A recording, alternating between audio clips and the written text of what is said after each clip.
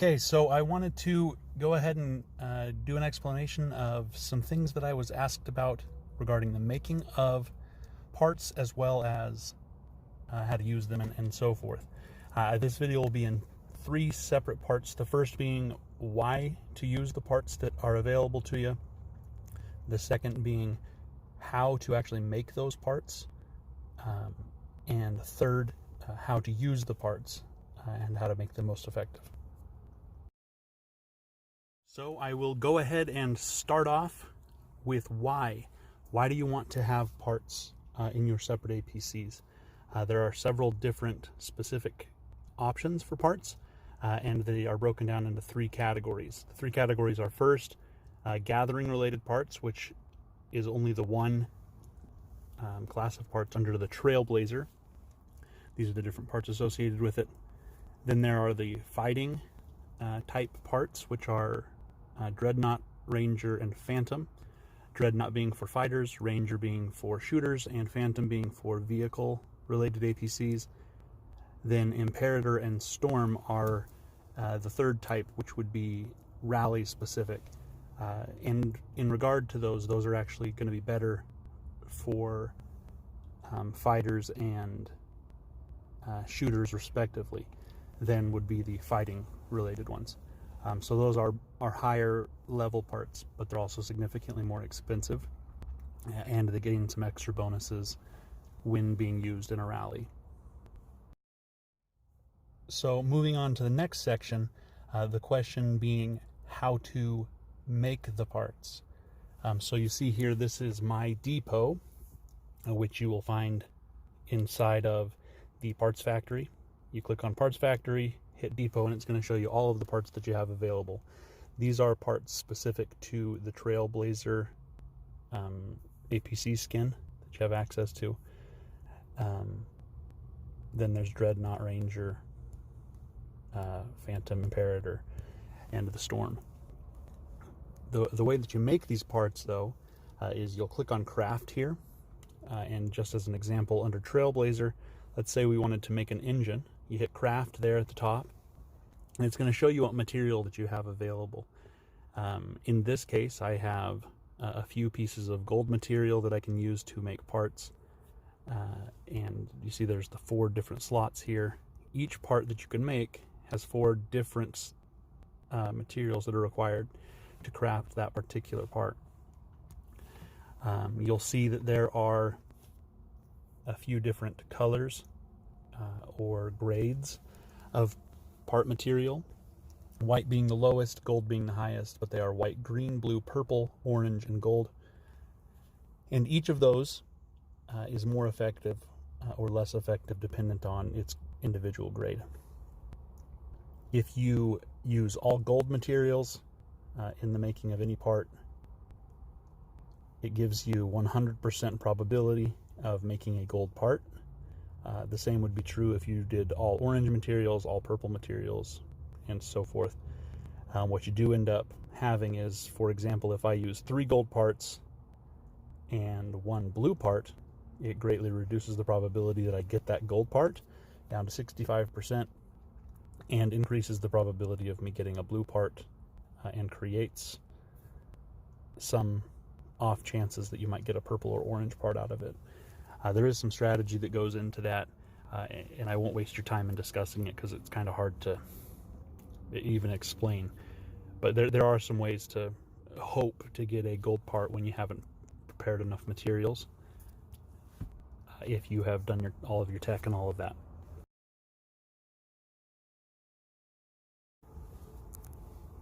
So knowing that you need to have 4 gold materials to make 1 gold part with 100% probability, the question is, how do you get the gold material? And there's a few ways to go about it. The 3 different ways are, first of all, just crafting or producing, I guess, the material in the production factory, excuse me, by clicking here on materials. Once you have high enough technology, you can produce green material, but up until then, you have access to white material, and you start off only with the ability to craft Trailblazer material. Once you are part factory is up to level 20. You can make Dreadnought, Ranger, and Phantom material. Once it is to 25, you can make Imperator and Storm material as well. What does happen though is with any of the materials that you're making, if you do make the white material, it takes, in the case of Trailblazer, only 15 minutes for what I'll refer to as the easier materials, and 45 minutes for what I call the harder materials.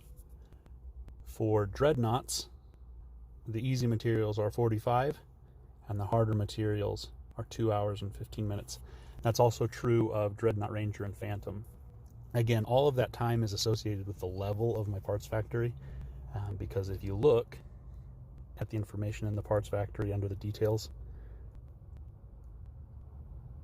the building level actually increases the speed at which you produce the material. So I have mine maxed up to level 25, which decreases the amount of time by half. So that's really important for you if you're trying to produce the material yourself, because it does take quite some time. But assuming that you want to go about it that way, you can either wait for it or you can use speed ups to make it go faster. And these are just the basic speed ups that can be used on anything, which can be acquired through certain tasks that you do throughout the game, or they can be purchased with diamonds, or even in your Alliance store using the Alliance points that you've accrued from donations.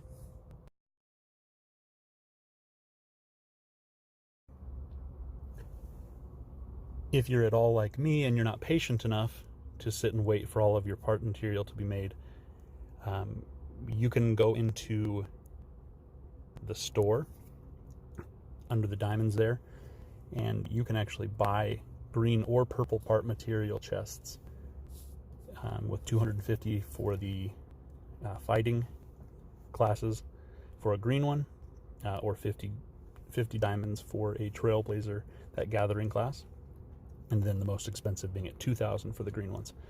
One piece of advice on this: it seems like it's very expensive to buy the purple ones, but because of the exchange that you have to do to get to the higher level materials, the purple chests are actually better. Not by a lot, but they are better to buy a whole bunch of purple chests for, let's say, 100,000 diamonds, as opposed to buying a whole bunch of green chests for 100,000 diamonds, because you have to exchange the lower level materials, which I'll show right here, just for an example.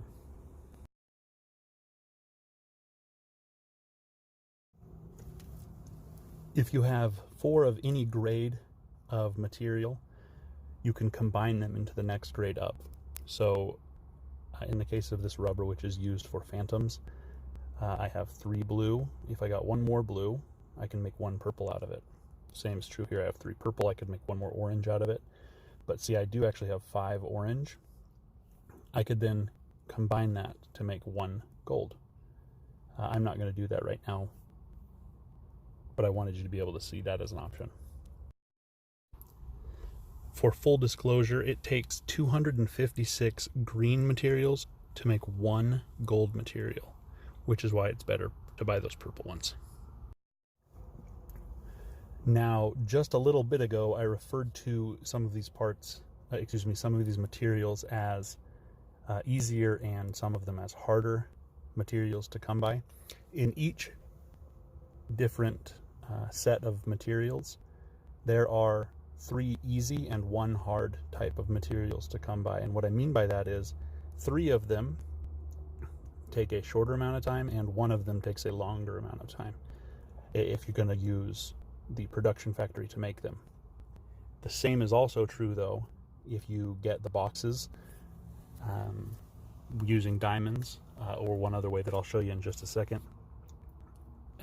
Those boxes drop the easier materials at a higher likelihood than those harder materials. So on top of that, the third way that I talked about, I said you could buy them with diamonds, or the other way that you can make them, not make them, but get those materials, is by going into the material shop and then using these energy fragments that you get to buy the boxes. there's lots of activities that you can do, but the most obvious one is attacking zombies that are just in the open world. The higher level the zombie, the more energy fragments that you can get.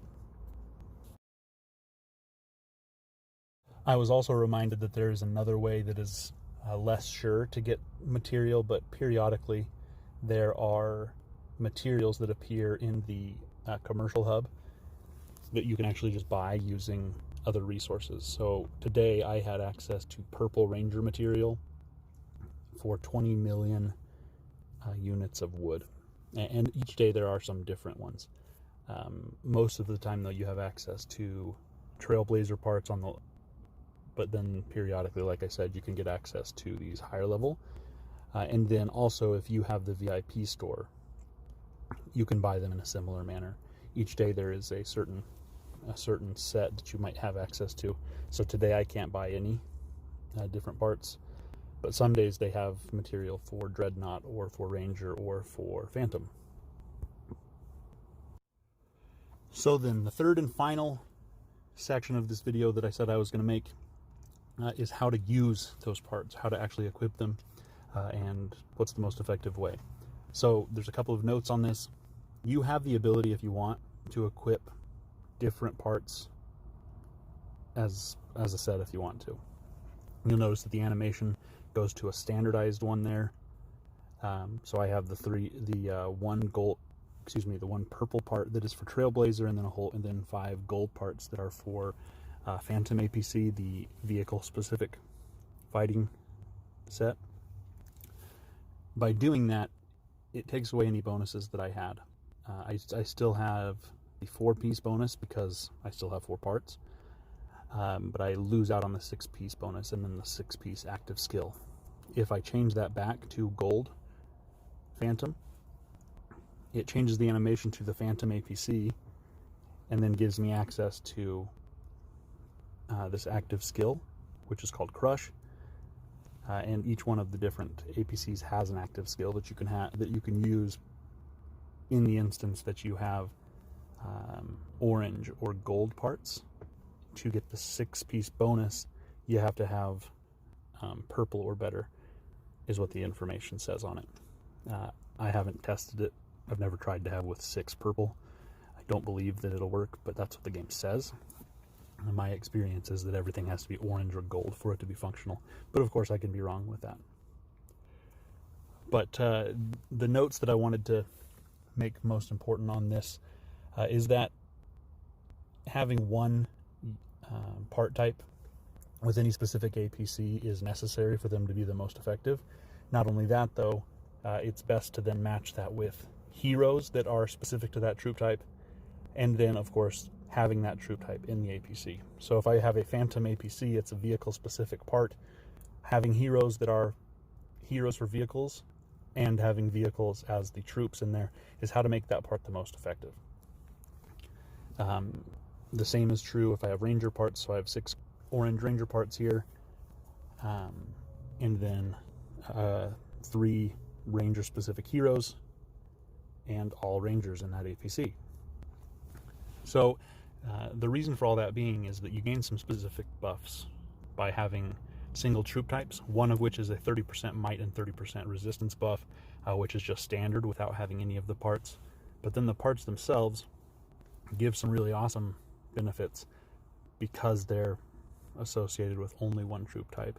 If I put fighters in there along with those shooters, I lose out on those benefits. And in this case, those benefits would be 5% additional shooter damage, as well as, the tactical resistance and the might and all these other things that are here in the part attributes. I would lose that for one of the 3 squads that are in there. And also my APC would move more slowly, because one of the benefits of the parts is that your APC can go faster. So all of these things kind of work together, and that's how you decide how you want to use them.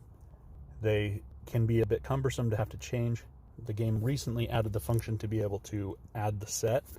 I guess they call it a suit. To remove the suit all at once, you can do that if you want to.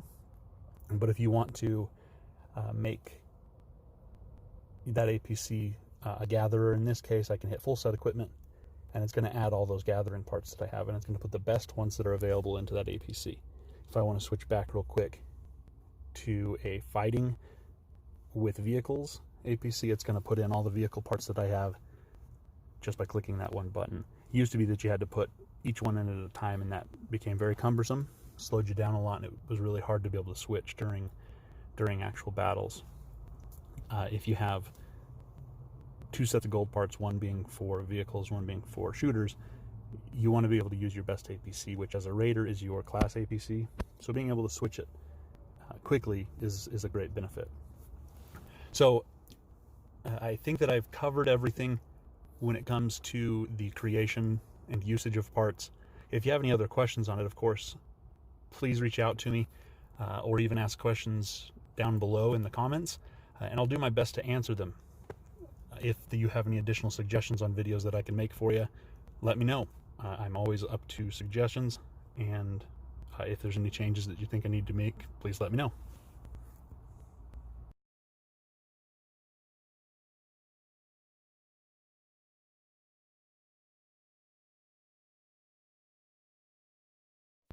Thanks very much for watching this video.